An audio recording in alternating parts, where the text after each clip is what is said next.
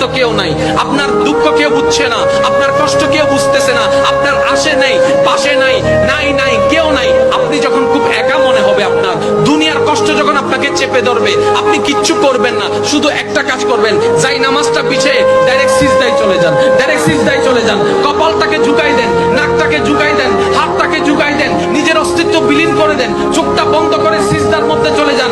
আল্লাহর ওয়াস্তে করে বলছি, কিচ্ছু পড়া লাগবে না, শুধু সিজদার মধ্যে পড়তে থাকেন, সিজদায় পড়ে থাকেন, কান্না করতে থাকেন। ওনাকে বুঝান যিনি আপনি না বললেও সবকিছু বুঝে, ওই রবকে জানান যিনি আপনি না জানেলেও সবকিছু জানে।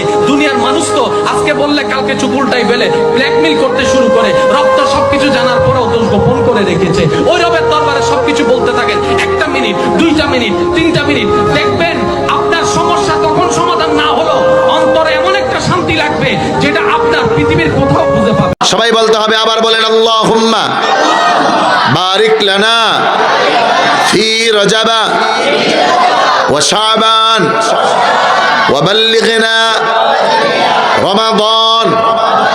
এজন্য 1 নম্বরে রাসূলের সুন্নাহ হলো রমজানের পূর্বে আমলের 11টি প্রস্তুতির মধ্যে 1 নম্বরে হলো আল্লাহ রাব্বুল আলামিনের কাছে চাইতে হবে, ও আমার মালিক আপনি আমাকে রজব এবং শাবানে হায়াত বাড়ায়া দেন, বরকত দান করেন, আমার হায়াতটাকে রমজান পর্যন্ত পৌঁছে দেন।